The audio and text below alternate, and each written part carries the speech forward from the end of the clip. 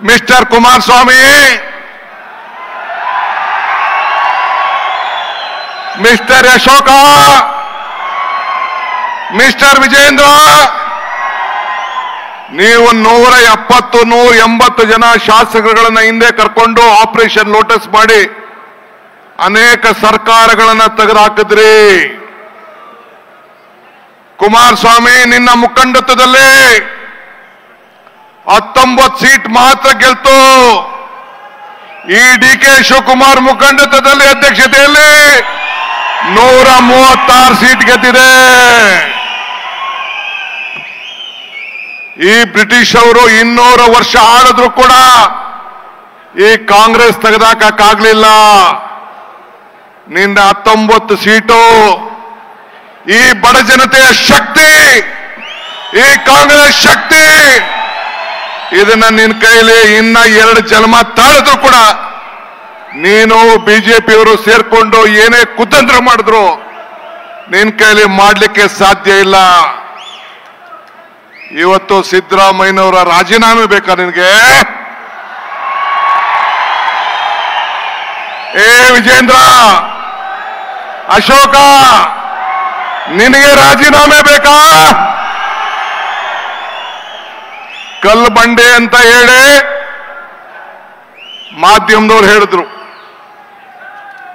ಕಲ್ಲು ಪ್ರಕೃತಿ, ಕಡದರೆ ಆಕೃತಿ, ಪೋಷಿಸಿದ ಸಂಸ್ಕೃತಿ. ಈ ಬಂಡೆ ಸಿದ್ದರಾಮಯ್ಯನ ಜೊತೆ ಇದೆ. ಈ ಮಾತನ್ನ ಈ ಸಂದರ್ಭದಲ್ಲಿ ಹೇಳಲಿಕ್ಕೆ ನಾನು ಬಯಸ್ತಾ ಇದ್ದೇನೆ.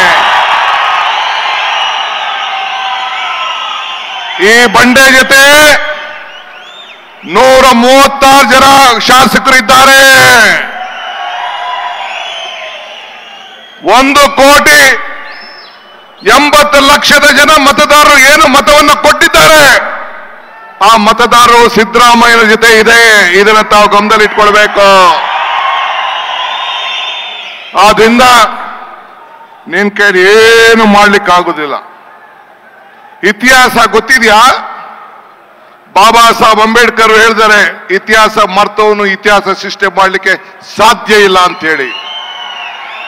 ಇಂದಿರಾ ಗಾಂಧಿ ಅವರು ಹೇಳ್ತಾ ಇದ್ದಾರೆ, ಅವಕಾಶ ನಿನಗೆ ಸಿಕ್ಕುದಿಲ್ಲ, ಅವಕಾಶನ ನೀನೇ ಹುಡ್ಕೊಂಡು ಹೋಗ್ಬೇಕು ಅಂತ ಹೇಳಿ ಇಂದಿರಾ ಗಾಂಧಿ ಅವರು ಹೇಳಿದ್ದಾರೆ. ಹಂಗೆ ನಮ್ಗೆ ಈ ನಿನ್ನ ಪಾಪದ ಯಾತ್ರೆಯನ್ನ, ಪಾಪ ವಿಮೋಚನೆ ಯಾತ್ರೆಯನ್ನ ಮಾಡಿ ನಿಮ್ಗೆಲ್ಲ ಶಕ್ತಿ ತುಂಬುವಂತ ಕೆಲಸನ ಬಿಜೆಪಿಯವರು, ಜನತಾದಳವರು ಮಾಡಿಕೊಟ್ರು. ಅದಕ್ಕೆ ಅವ್ರಿಗೊಂದು ಕೋಟಿ ನಮಸ್ಕಾರ ಹೇಳಲಿಕ್ಕೆ ನಾನು ಬಯಸ್ತಾ ಇದ್ದೇನೆ. ಇವತ್ತು ನೀವು ಏನಾರು ಈಗ ಹಿಂದೆ ಸ್ವಾತಂತ್ರ್ಯ ಹೋರಾಟಕ್ಕೋಸ್ಕರ ದಂಡಿ ಯಾತ್ರೆ ನಡೀತು ಕಾಂಗ್ರೆಸ್. SM ಕೃಷ್ಣರವರು ಕಾವೇರಿಗೋಸ್ಕರ ಪಾದಯಾತ್ರೆ ಮಾಡಿದ್ರು ಮಂಡ್ಯದವರೆಗೂ. ರಾಹುಲ್ ಗಾಂಧಿ ಅವರು ಈ ದೇಶದ ಐಕ್ಯತೆಗೋಸ್ಕರ, ಈ ದೇಶದ ಸಮಗ್ರತೆಗೋಸ್ಕರ, ಈ ಬಡವರಿಗೋಸ್ಕರ, ಬೆಲೆ ಏರಿಕೆಗೋಸ್ಕರ, ಯುವಕರಿಗೋಸ್ಕರ, ಭಾರತವನ್ನು ಒಂದು ಮಾಡಲಿಕ್ಕೋಸ್ಕರ ಕಾಶ್ಮೀರ, ಕನ್ಯಾಕುಮಾರಿಯಿಂದ ಕಾಶ್ಮೀರವರೆಗೂ ನಡೆದಿದ್ರು. ಇದೇ ಸಿದ್ದರಾಮಯ್ಯನವರು, ನಾವೆಲ್ಲ ಕಾಂಗ್ರೆಸ್ಸಿಗರು ಸೇರಿ ಈ ರಾಜ್ಯದ ಸಂಪತ್ತನ್ನ ಲೂಟನ್ನ ತಪ್ಪಿಸ್ಲಿಕ್ಕೋಸ್ಕರ ಬೆಂಗಳೂರಿಂದ ಬಳ್ಳಾರಿವರೆಗೂ ಪಾದಯಾತ್ರೆಯನ್ನು ಮಾಡಿದ್ರು. ಈ ಕಾವೇರಿ ನದಿಯ ರಕ್ಷಣೆಗೋಸ್ಕರ, ಕಾವೇರಿ ಜಲಾನಯ ಪ್ರದೇಶದ ನೀರಿಗೋಸ್ಕರ ಮಂಡ್ಯ, ಮೈಸೂರು, ಚಾಮರಾಜನಗರ, ಹಾಸನ, ಬೆಂಗಳೂರಿನ ಕುಡಿಯೋ ನೀರಿಗೋಸ್ಕರ ಇವತ್ತು ಮೇಕೆದಾಟು ಪಾದಯಾತ್ರೆ ಮಾಡಿದ್ರು. ಆ ಮೇಕೆದಾಟು ಪಾದಯಾತ್ರೆ ಮಾಡಿದಾಗ ಎಲ್ಲ ವೇದಿಕೆಯಲ್ಲಿರುವಂತ ಎಲ್ಲ ನಮ್ಮ ನಾಯಕರ ಮೇಲೆಲ್ಲ ಕೇಸ್ ಹಾಕ್ಸಿದ್ರಿ, ಎಲ್ಲರೂ ಕೂಡ ಕೇಸ್ ಹಾಕ್ಸಿದ್ರಿ. ಕೋವಿಡ್ ನಪ ಹೇಳಿ ನಮ್ಮ ಇದನ್ನ ತಡೆ ಒಟ್ಟಿದ್ರಿ. ಆದ್ರೆ ನಿಮ್ಮ ಕೇಸಿಗೆ ಎದುರುಕೊಳ್ಳಿಲ್ಲ, ಈ ಪ್ರಾಣಕ್ಕೆ ಎದುರುಕೊಳ್ಳಿಲ್ಲ. ಹೋರಾಟವನ್ನು ಮಾಡಿ ಹೆಜ್ಜೆ ಹಾಕುತ್ತೇವೆ, ನೀರಿಗೂ ಹೆಜ್ಜೆ ಹಾಕುತ್ತೇವೆ, ನಮ್ಮ ಹಕ್ಕು ನಮ್ಮ ನೀರು ಅಂತೇಳಿ ಹೋರಾಟ ಮಾಡಿ ಪಾದಯಾತ್ರೆಯನ್ನು ನಾವು ಮಾಡ್ದೋ. ಈ ನಾಡಿನ ರೈತರಿಗೋಸ್ಕರ, ಈ ನಾಡಿನ ನೀರಿನ ರಕ್ಷಣೆಗೋಸ್ಕರ, ಈ ನಾಡಿನ ಜಲದಗೋಸ್ಕರ ನಾವು ಹೋರಾಟವನ್ನು ಮಾಡ್ದೋ. ನಿಮ್ಮ ಯಾತ್ರೆ ಎಂತಕ್ಕೆ? ಕುಮಾರಸ್ವಾಮಿ ಏನ್ ಹೇಳಿದ್ರು? GT ದೇವೇಗೌಡರು ಏನ್ ಹೇಳಿದ್ರು ಅದನ್ನ ಮುಂದಕ್ಕೆ ನಾನು ನಿಮ್ಗೆಲ್ಲ ತೋರಿಸೋನಿದ್ದೇನೆ.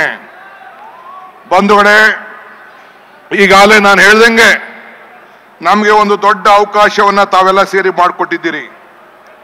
2023ರಲ್ಲಿ ನಮಗೆ ಕಾಂಗ್ರೆಸ್ ಪಕ್ಷಕ್ಕೆ 43% ಮತವನ್ನ ಕೊಟ್ಟಿದ್ದೀರಿ. ಜನತಾದಳಕ್ಕೆ 9% ಮತವನ್ನ ಕೊಟ್ಟಿದ್ದೀರಿ. ಲೋಕಸಭೆಯಲ್ಲಿ 45% ಕೊಟ್ಟಿದ್ದೀರಿ. ಜನತಾದಳಕ್ಕೆ 5%. ಬಿಜೆಪಿ 1 ಸೀಟ್ ಇದ್ದೋ ನಾವು, ಈಗ ಬಿಜೆಪಿ 17 ಸೀಟ್ ಆಗಿದೆ. ಅವರು 2 ಸೀಟ್ ಗೆದ್ದಿದ್ದಾರೆ.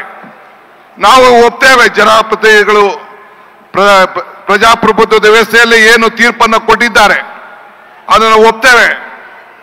ಆದರೆ ನಾವು ಏನಾರು ನೀವು 10 ತಿಂಗಳಲ್ಲಿ ಈ ಸರ್ಕಾರ ಹಳ್ಳಾಡ್ತೀನಿ ಅಂತ ಏನು ಭ್ರಮೆಯಲ್ಲಿದ್ದೀರಲ್ಲ, ಇದು ಸಾಧ್ಯ ಇಲ್ಲ ಅನ್ನೋದು ಕೂಡ ತಾವೆಲ್ಲ ಗಮನದಲ್ಲಿಟ್ಕೊಳ್ಬೇಕು.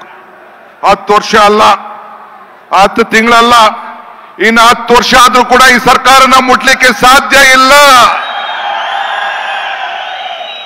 10 ವರ್ಷ ಆದ್ರೂ ಸಾಧ್ಯ ಇಲ್ಲ. ಇದು ಗಮನದಲ್ಲಿಟ್ಕೊಳ್ಬೇಕು.